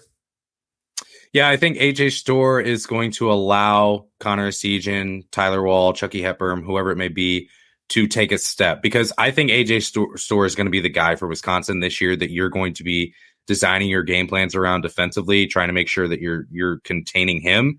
So I think because of that, you're going to see more attention poured into him. So if Connor Essegian is open in the corner and you can hit him with a skip pass and he can hit an extra three per game, that by way is going to help him take a step. Same thing with Tyler Wall. I mean, this is a classic Wisconsin team that likes to shoot the three, that likes to sit down, slap the floor, play defense. So I personally think AJ Storr is going to be the key for this team this year. And if he can take a step up, then the sky is not the limit, but the round of 32 is possible for Wisconsin, I think. Yeah, if they can keep that same defense last year, I think they were top 20 in KenPom defense last year. If they can even just elevate that offense enough to where they have a guy that they can rely on in big times to make that happen, it'll be huge for them. All right, so I think we've covered Wisconsin pretty well there. Let's go ahead and look at Ohio State. Tim, this is your master class here of who you know the best. Go ahead and tell people where they can find your podcast at before we get into it. Yes, so please do find us. We're at the Shot Pod on Twitter and Instagram. That's just one at the Shot Pod, but just so you hear it enough. So you can find us there. We were tweeting about the Dayton exhibition. It was on ESPN Plus and Bally Sports, so not a lot of people got to see it. And all the Dayton fans took all the tickets away from us anyway, so we couldn't go and watch it. But yeah, make sure you find us there. We're pushing out. We are literally the only Ohio State basketball exclusive podcast that publishes content regularly year round. There's a lot of podcasts out there covering football and basketball, some covering basketball, doing it, every once in a while in the off season, but we're the only one out there doing it 100% of the time. So make sure you follow, subscribe, do all the things. And it'll be a good time when you join. So yeah. For sure. Yeah, I love listening to Tim. He's one of the podcasts here that I listen to more often than anyone else, especially whenever he sends out an episode. So love that from Tim, and be sure to listen to him. Tim, let's go ahead and let's look at kind of the biggest storyline for Ohio State this offseason, Chris Holtmann, right? I know fans are crazy in Ohio, and a lot of that craziness from the football team kind of comes onto the basketball team. So some of this criticism that Chris Holtmann feels is probably a little bit unwarranted, but you tell me. I mean, does he need to get back to the NCAA tournament and make a Sweet 16 to keep his job? Or what is your thought process of Chris Holtmann and what he needs to do to really get off of this hot seat situation? Yeah, I think you mentioned it. Like, Ohio State fans are just crazy. I try to be the calm in the storm and not be too far one way or another, which was very difficult last season in the midst of a few long losing streaks. So fans are going to be crazy about Chris Holtmann one way or another. My opinion is no, he doesn't need to make it to a Sweet 16 to keep his job. Does he need to make the NCAA tournament to keep his job? I don't even know if that's the case. Like, I know for a fact Chris Holtmann feels the pressure right now. I think that's just clear. And outside of that, like, this is a team that if they can finish in the top half of the Big Ten, win a couple games in the Big Ten tournament, go to the NCAA tournament and just win a freaking game, Chris Holtmann is not going anywhere. If this is a team that is a bubble team throughout the year and they're not winning the games that they should, like they did last year, and then they're in the NIT, or especially if they miss the NIT, yeah, Ohio State is probably going to have to make some moves. But there's also some logistics behind the scenes with Gene Smith and the fact that he's not going to be around much longer at Ohio State. So is one of his last moves, is he going to want that to be, hey, I'm going to fire Chris Holtmann and go try to find a solution? And now the new AD that comes in is going to have to figure out, is this new solution the guy? Like, it's just such a mess. And I don't think that that's something that Gene Smith is going to want to do. And it's also very clear publicly and privately that Chris Holtmann and Gene Smith have a good relationship. So I think the leash is a little bit longer than Ohio State fans are willing to admit. Yeah, I think that situation with the AD is really, really important there. And what he said last year, I know there were a number of media sources that went to the AD last year to ask about Chris Holtmann. And every single time he said, hey, he's our guy, he's our guy, he's our guy. You know, he never wavered from that, never gave anything else about possibly moving on from him. And I think that's a lot given to the fact that, you know, it's hard to fire somebody while you're on your way out the door. Because what are you going to do? Hire somebody and then the new AD has to take over for them? So not only for Chris Holtmann, I think for Ohio State, and to keep Ohio State fans relatively happy, which is really, really difficult, you have to have something happen this season. Even if it's just the second round, the round of 32, you have to have something like that happen. Chris Holtmann needs to get these freshmen together. And I don't even know if he needs one of these Malachi Branhams or Bryce Sensabaugh to be this future NBA first round pick who leaves the program right after the freshman year. I think if they can just get reliable play from the freshmen and Chris Holtmann can put this team together, that's what's most important. So let's go ahead and let's visit those freshmen. We have Scotty Middleton, we have Devin Royal, and we have Taysom Chapman. I think Scotty Middleton is going to be the most important guy this season. I've seen some people say Devin Royal. I've seen some people say Taysom Chapman. So there's a little bit of mystery there. What say you, Tim?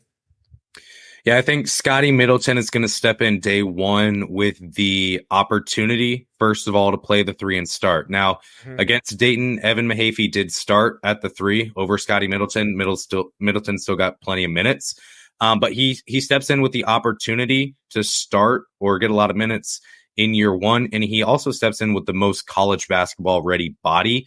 Taysom Chapman did not play. He's still dealing with a knee injury that he's been trying to heal up over the offseason.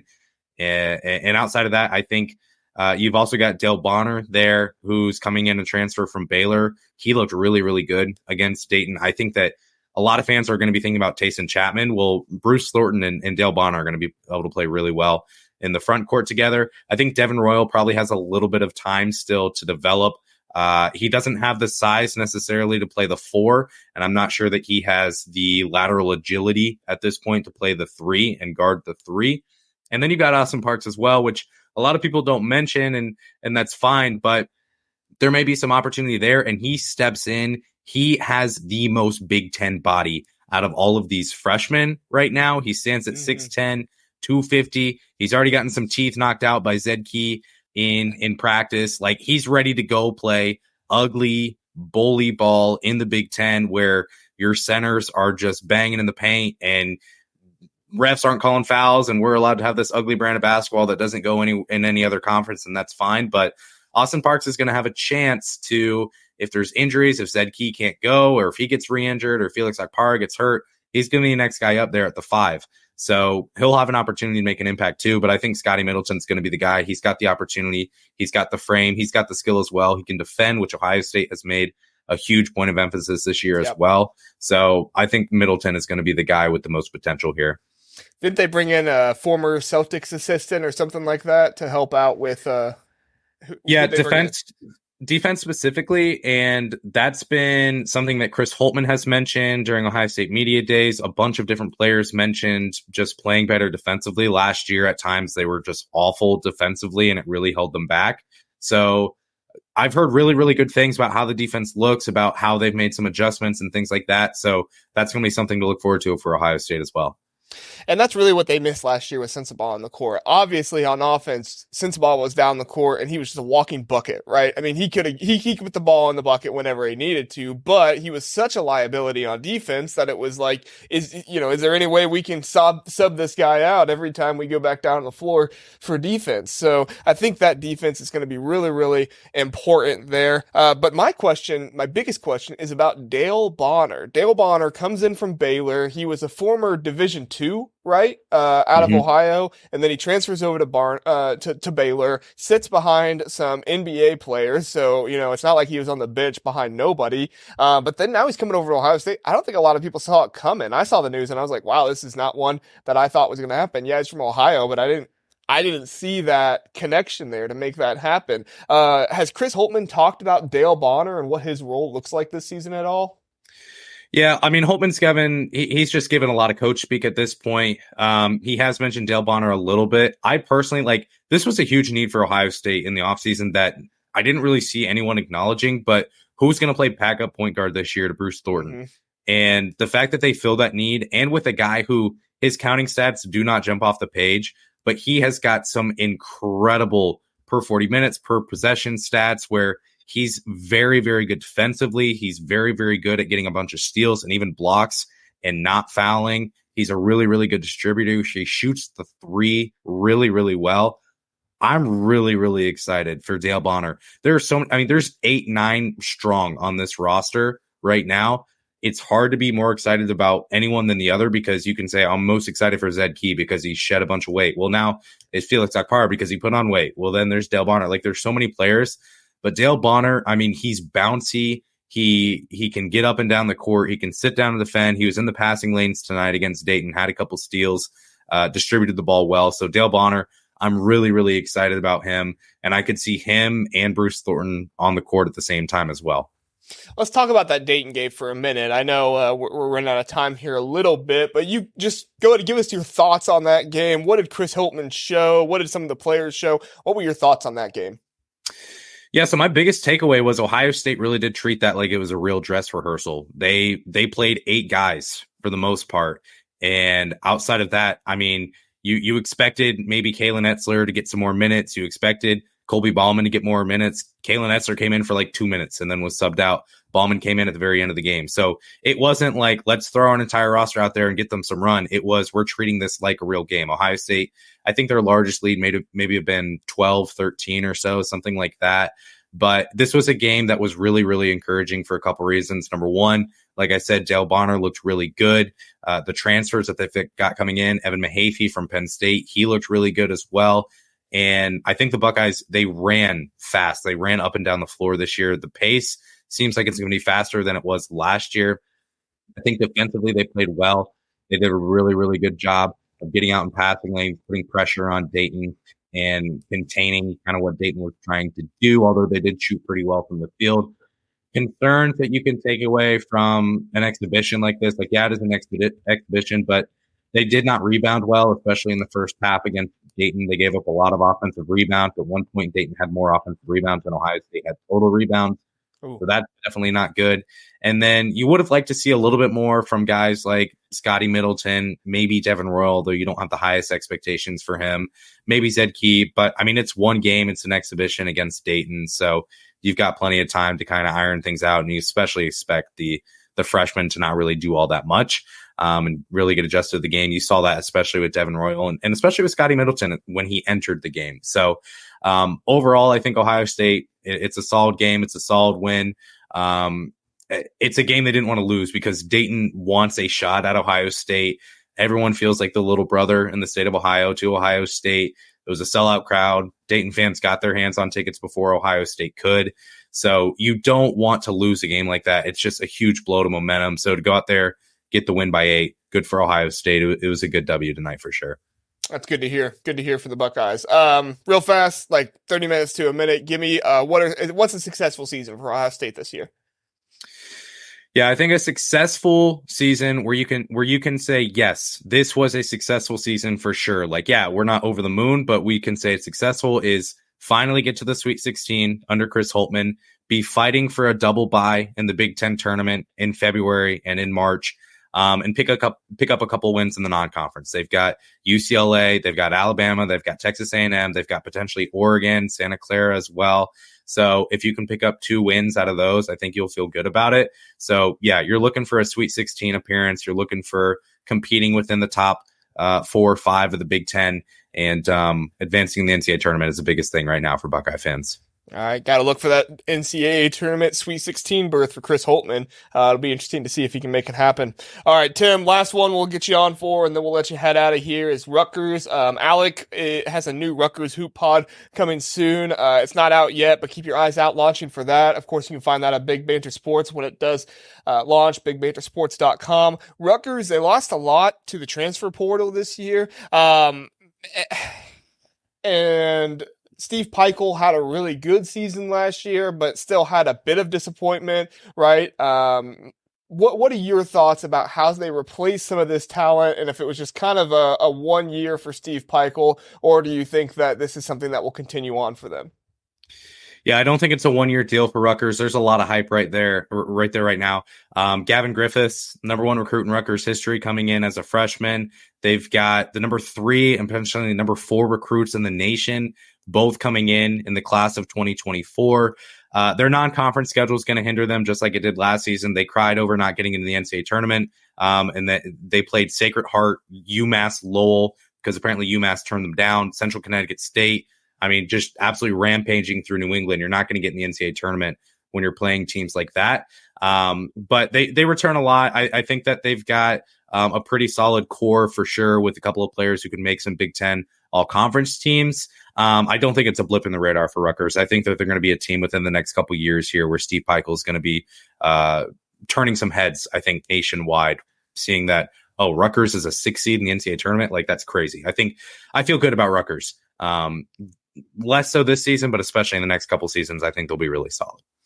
Yeah, I think Gavin Griffiths can be a huge key this season, not just for him to play well, but for him to show, like, hey, we can bring in top-tier freshmen who can come into this program and make things happen. He was a number 44 recruit in the nation, which is, I mean, that's really, really good, especially for Rutgers. Like you said, best recruit in Rutgers history. So he really needs to be able to hit those 3-pointers after losing Cam Spencer last year. He's transferred out to another program, but bringing Gavin Griffiths in is going to make a huge deal for them. And you're right, this out-of-conference schedule isn't great. Looking at it here, I mean, Long Island University, not state, sorry. That's one that's not huge. They do have Mississippi State, so that's a Power 5.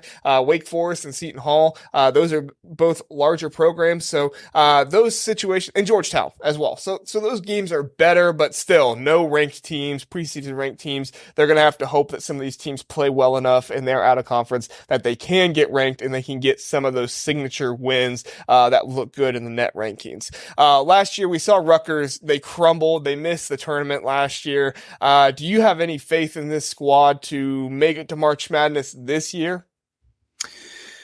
I think they can. There's a difference between can they or will they. I'm not confident enough to say that they will. But again, like, even you mentioned their schedule, and they do have some power conference opponents, but in what world is Georgetown going to help you out this year? Like, I have no reason to believe in them. Wake Forest and Seton Hall are probably not going to be NCAA tournament teams. So you've got to go beat Mississippi State. If you don't beat Mississippi State, then you're going to have to play really, really well in the Big Ten, and their Big Ten schedule is not easy. So can they? Sure. I most teams in the Big Ten, outside of maybe, honestly, probably 12 out of 14 teams can make it to the NCAA tournament. I think that Minnesota and Penn State frankly can't, but I think overall, yeah, like, Rutgers can make it. They're another team that I think can be plucky and can pick up a couple of wins, but for me, it feels like an NIT team most likely. Yeah, especially with losing Caleb McConnell to graduation. And it was huge that Paul McCahey transfers to Washington and Cam Spencer transfers to UConn. I don't know what that says about the culture there. I'm not questioning Steve Peichel or anything like that, saying he's built a bad culture. But that's one of those things where, it was a disappointing season, but I felt like it went well enough that you could bring those guys back and say, hey, guys, we can make this happen. We can get to the tournament this year. And of course, Cam Spencer went to an obvious tournament team in UConn, who won the national championship last year. But Paul Mulcahy going to Washington, I just didn't really see it. I didn't really understand it. I know there was a lot written about, how it made sense. But for me, it still didn't make a whole lot of sense going from Rutgers to Washington for them. So you tell me, who's going to be the focal point of this team this year, Tim? Rutgers, they're such a tough team because it's really, really hard to play through your center. Even in the Big Ten, like, obviously we've seen that Purdue can do it. So Clifford O, I won't try to pronounce his last name, but Clifford O, like, can you play through him this season? Potentially. Can Gavin Griffiths, like, step up and be the guy? Noah Fernandez, like, if he can produce as a shooter, then he's going to have the potential to have the offense run through him. Overall, I think that you've got a couple guys there who can produce and can be the guy. But again, Rutgers is a team that is similar to maybe a Nebraska, where they've got one really, really solid player and then a couple maybe nice support guys, and you hope that they can put together something. But it's easier to see them not putting it together this season than not. But again, like I don't hate Rutgers. I think they can be solid, but a team like Northwestern, I'm really, really high on Northwestern. No one is talking about Northwestern, and I can't figure out why. I'll take a team like Northwestern over Rutgers any day of the week. So they can be plucky. They could finish 9th in the Big Ten for sure. Yeah, I think it's going to be interesting to see how the identity of this team changes this season. You know, Clifford O, like you said, I think it's Amorie. I might be pronouncing it wrong. But bringing him back is obviously huge. And then Derek Simpson to come back for his sophomore year, obviously that was going to happen, but they need him to turn into somebody his sophomore season, especially with losing who they had. We'll just see if this identity changes or if it stays kind of this defensive-minded team. Normally when you start bringing in those better recruits, you kind of get away from that and you turn into this team where you do use more skill to really turn into something. But it will be interesting to see if this team really can go away from that. And if Steve Peichel is, flexible enough of a coach to turn into a team that says, hey, yeah, we have skill. We can make this happen. We can take you down. Tim, just before we get out here, give me your thoughts on Steve Peichel really fast. Are you for him or you think he's kind of not really there? He's a little bit overrated after last season. What are your thoughts on him? I mean, Rutgers buys in. Like their tickets, their season tickets are up. They're getting butts in seats every single season, and that's increasing. Like it's clear that people around the program are buying in. And again, like he's getting solid recruits in. I think that by nature of the NIL being existent, Rutgers is taking advantage of that. And good for them doing that. I'm in on Steve Peichel. I think that he can be a guy who takes Rutgers to the NCAA tournament 3 of the next 4 years, and he's heading out to take a job elsewhere, which is tough when you're Rutgers or Penn State, like they're dealing with losing Micah Shrewsbury. You're never going to be able to keep your coach forever at a program like that, but I think Rutgers should be really excited about the future that they have within the next 2, 3, 4 years with Steve Peichel. I think so too. I think that him getting Gavin Griffiths is a huge deal. I just want to see how that progresses with him there. Like I said, do they change that identity into something where they are more skilled? At least just a little bit. Not completely in one season, but at least a little bit enough to say we're not just going to be a team that dives on the floor more than you, but we have the skill to really make these things happen. So, all right, we're going to say thanks to Tim for coming in, spending so much time with us. Thanks so much, Tim. You have a good one, man. And we're going to bring our Illinois guys in here to talk some Illinois basketball. So see you later, Tim, and welcome in Sonny. Sonny, you are here all the time, and Brant to talk about some Illinois basketball. So our Java Men podcast is the podcast for Illinois basketball. They can't be here, but of course, Sonny is all things knowing of all things Illinois sports. So, Sonny, I just want to go ahead and get your opinion on Illinois starting out this season. What does Brad Underwood need to do to get over the hump this season and really turn Illinois into this consistently respectable team in the Big Ten? I think they've reached the point of being consistently respectable, but yeah, that probably wasn't the right word. My bad, but you know what I mean. I get what you're saying. It seems like every year Illinois is burdened with some kind of storyline, some kind of, issues team-wise, and I think Brad's kind of adjusted his strategy to begin with. His philosophy has always been get old, stay old, and this year's team in particular has a lot of transfers coming in who have had a lot of, starting experience at other programs. Marcus Damask, Quincy Guerrier, guys who have played a lot. And I think, he's trying to make that adjustment. Like last year we had a lot of freshmen, and freshmen, they tend to have growing pains. Brad Underwood has been, I would say, the best recruiter in the Big Ten over the last 5 years or so, and the results have shown on the court. We've won the conference. We've, done pretty well in the conference tournament. Unfortunately, it hasn't carried over to the actual national tournament yet. And that's kind of where I think Brad Underwood is kind of shifting his focus. From what I gathered and observed last year, I don't think winning the conference is nearly as important to him anymore. He doesn't mind, just there's no more foot to the neck type of urgency anymore. Like I think he knows that his reputation is now going to either go up or down based on if he can make it to that second weekend in March. Interesting. Brant, what are your thoughts on Brad Underwood getting over the hump this year? Yeah, I mean, for me, he just hasn't shown it. Like Sonny mentioned, Illinois has been a pretty consistent thorn in the rest of the Big Ten side. They'll finish top 4 in the conference pretty consistently. They have a lot of continuity year over year typically. That helps a lot with that. But in the tournament, they've just been upset year after year. And there's nothing about this year's team that makes me think it's any different. Yeah, it'll be interesting to see. I know, Big Ten media is super high on Terrence Shannon Jr. A lot of other people are. Brant, you had him second in your guard rankings. I think Coleman Hawkins is a player that I would much more rely upon. I think that he has a good skill set. I think that he has a really interesting body size for what you can do with him. He can be utilized in a lot of different ways. But they both are obviously good players. Does either guy get drafted in the first round in the NBA this year, Sonny? What do you think? Each has different things that they need to work on. They both went to the NBA workouts over summer, and they got some valuable feedback from the scouts on what they need to kind of work on to be able to make it to the next level. Coleman Hawkins has been very open about how the teams have told him to get a quicker shot release and be able to make that three. He's a pretty high IQ basketball player who makes dumb mistakes. And I know that contradicts each other, but that's the only way I can describe it. He's got great floor vision.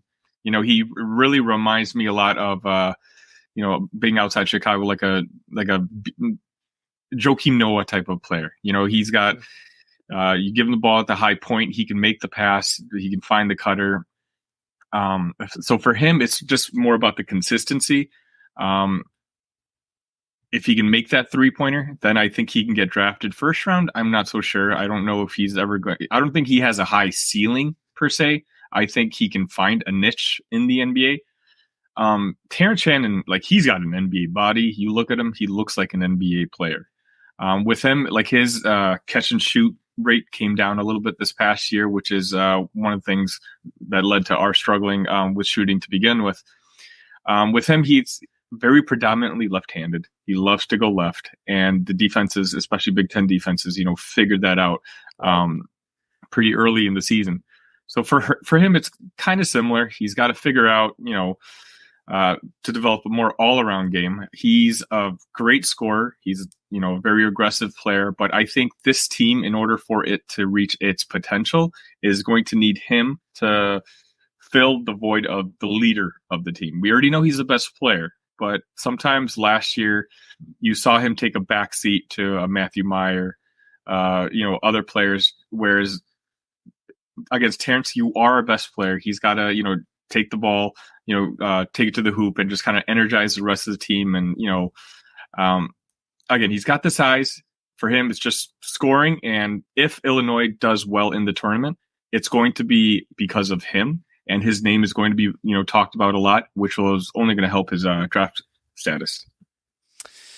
Yeah, I think that's really important for him to be the guy this season. Matthew Meyer, I think I was kind of out on him when I heard about the whole monster incident and the staying up at night and everything. It's like, you're not a leader, dude. You have to be better than that if you're going to be a leader. And Terrence Shannon obviously needs to really turn into that guy. Brant, are you high on Terrence Shannon Jr. and Coleman Hawkins this year? What are your thoughts? Yeah, I'd say high on Terrence Shannon, not as high on Coleman Hawkins. And it really goes back to what Sonny was saying about when I watch Coleman Hawkins, I see a guy who he makes very flashy plays and he makes very big mistakes. And that's when it comes down to it in the tournament. You can't be making mistakes like that and expect to win the game. You've got to really limit mistakes, limit turnovers. So for me and Shannon, it's kind of the same way. He's, like you mentioned, JR, he's had some huge games where he just takes over and wins the game. And he's had other games where he just completely disappears. So for me, both these guys, they're 4th and 5th year seniors for a reason. They haven't gone to the NBA because they're not complete players. Mm-hmm. And at this point, I like the NBA draft. They don't like to take players that are, that have been in college for 4 or 5 years. They like to take more raw prospects. So even if they kind of do round out their game a bit, I still don't see either of them being first round picks. But I mean, they're both probably gone after this year. I mean, Shannon's going to be out of eligibility. Hawkins, I'm not sure if he has a COVID year, but he's probably off to the league as well. So yeah, that's just kind of my thoughts on their Illinois' big two. Yeah, I think you make a really good point there about the NBA draft and what they look for. If you would have asked me last year if a guy like Bryce Sensabaugh would have been first round talent, I would have said no way. But he was that raw player that the NBA likes, and that's what Terrence Shannon Jr. and Coleman Hawkins have working against them is they're older, and it's not so much the raw talent. They kind of have a niche that they fit into, and it's hard to build off of that. Sonny, real fast before we get out of here, what's your season prediction looking like for Illinois this season? I have Purdue number 1, Michigan State number 2. I think it's going to be between Maryland and Illinois for the third spot. Alluding to my point earlier, where I don't think Brad Underwood cares as much for the regular season as much as the postseason. I'm going to say there's going to be more urgency on the Maryland side. So I'll say we'll finish 4th in the conference this year, but we have a ceiling in the sense where we can absolutely win the conference too.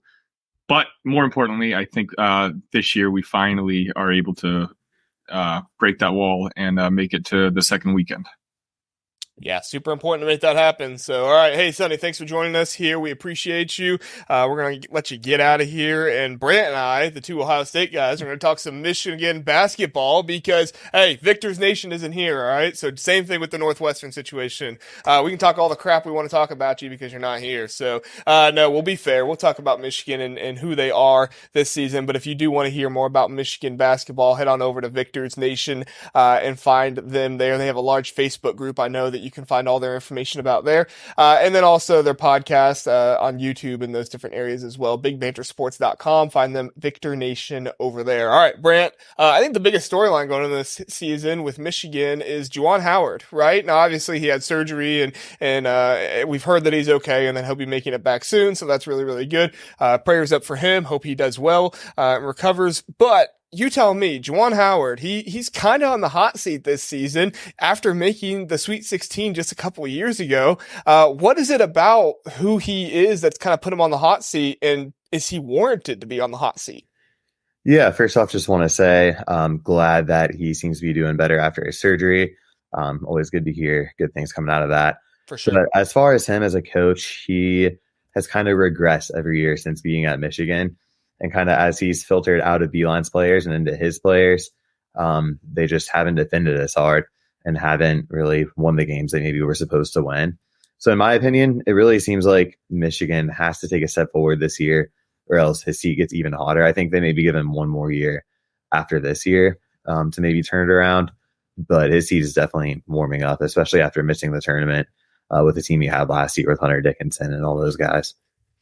Right, for sure. I think it's going to be interesting to see what happens this year with how he develops his players. Of course, he stole George Washington III from Ohio State. George Washington III was at once committed to Ohio State. Now that one of those situations where he could have decommitted because Chris Holtmann asked him to or something, so we don't know for sure. But he is a top 100 player in the recruiting rankings, and one that I was personally excited about to come to Ohio State. But they do lose Hunter Dickinson to Kansas, so that's going to be a huge loss for them. They don't have Jet Howard. Kobe Buffkin is gone. I mean, is this a team where they can really become maybe a contender or at least a mid-tier team in the Big Ten that can get to the NCAA tournament? I mean, in my eyes, and this may be me with my Buckeye glasses on, but I don't see this team not being a bottom 4 team in the Big Ten this year.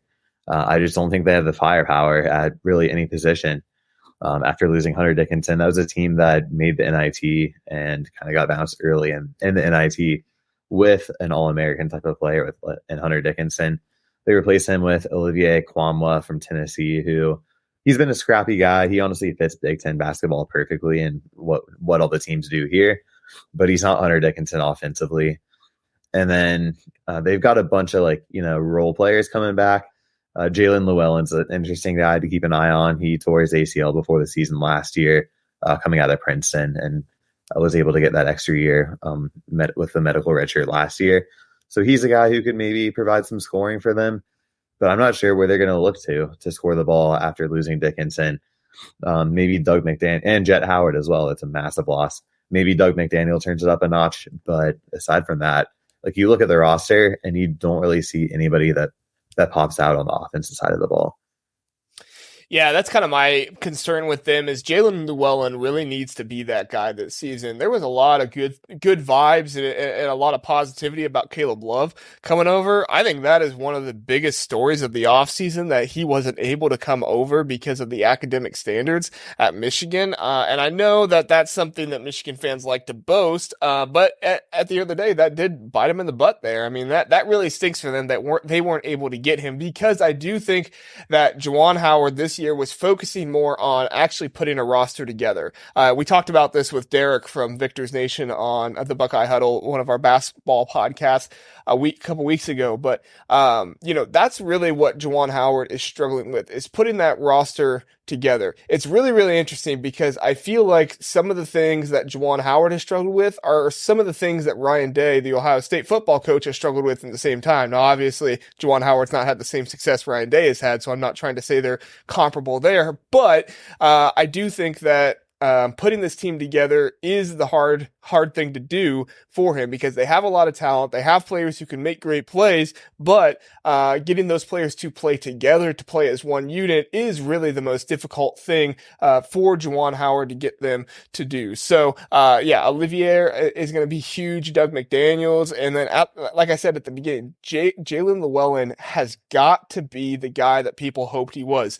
There's not a whole lot of time for him. He tore his ACL, like you said, last year. I think he did play a couple of games last year, but still not very much at all. And he wasn't impressive when he did play last year. I know that a lot of Michigan fans were upset about that. So Personally, I think Jalen Llewellyn can be really, really good. I think that Juwan Howard just needs to set him up for success. And I think that's something that Juwan Howard has been addressing this offseason. So we'll see if it can happen. We'll see how much that will go from there. Do you have any thoughts about George Washington III or any of their freshmen coming in like that, Brant? Yeah, I mean, George Washington's the one guy who sticks out because, like you mentioned, he was an Ohio State commit. And it seems like right around the time when Tyson Chapman was leaning towards committing here, so then George Washington kind of decommitted and Chapman committed real quickly. So you do have to wonder if it's a scenario where maybe we told him that Chapman was coming and maybe it'd be best for him to explore other options to maybe get on the court quicker. But I still think he's a very good player. Obviously, he was a top 100 recruit from the state of Ohio. So it always stings when Michigan gets a guy like that out of our state. And I do think he's a guy that can step in and produce, but you don't really see freshmen that often come in and make that big of an impact to the point where they're carrying teams. And that's what Michigan's looking for right now. And I don't think Washington can do that. I don't think any of their freshmen can do that. It's really going to have to be Llewellyn, like you said. And I don't even know if he can do that. Yeah, that's the hardest thing. When you have a freshman-led team and North Carolina, Duke, Kentucky, Kansas, they dealt with this for years. So they're kind of a little bit more used to it. But yeah, when you bring that freshman in to really be that guy, that doesn't mean they're not going to have freshman mistakes. And obviously, those will come to bite the team in the butt. So if Michigan is one of those teams this year where I could see them finishing 5th, I could see them finishing 6th. That's kind of like their ceiling in my mind. But at the same time, I could also see them being down at 10th or 11th. I think that up near 5th or 6th is a little bit less likely. I'm not trying to dog Michigan here, but it's just, to me, it's going to be Juwan Howard. He's going to be the key. Did he put a team together? Can he put those guys in the right situations to make the right things happen? It'll be really, really interesting to find out. You got any more final thoughts on Michigan before we finish up with them, Brant? That's about it. I did want to say Jason from the Victor's Nation left me a note. He just wanted to make sure that it was mentioned that he just feels that, and I kind of brought this up a little earlier, but he just feels that Juwan has taken a step back without Beeline's players and that they have not defended the way that they have in the past. So it's really on the defensive side of the ball where he wants to see them take a step forward this year. So it'll be interesting to see if Juwan is able to coach him up in that regard. Over under 1 punches this year. I'm gonna, as a Buckeye fan, I'm gonna have to pound the over, but we'll see. We'll see how it goes. Sorry, Michigan fans, that was a joke. All right, calm down. Don't come for me. Thanks so much for coming in and joining us. Really appreciate everybody getting together and making this happen. Like I said, check out Big Banter Sports, bigbantersports.com for all of your Big Ten media needs, and we'll see you during the season.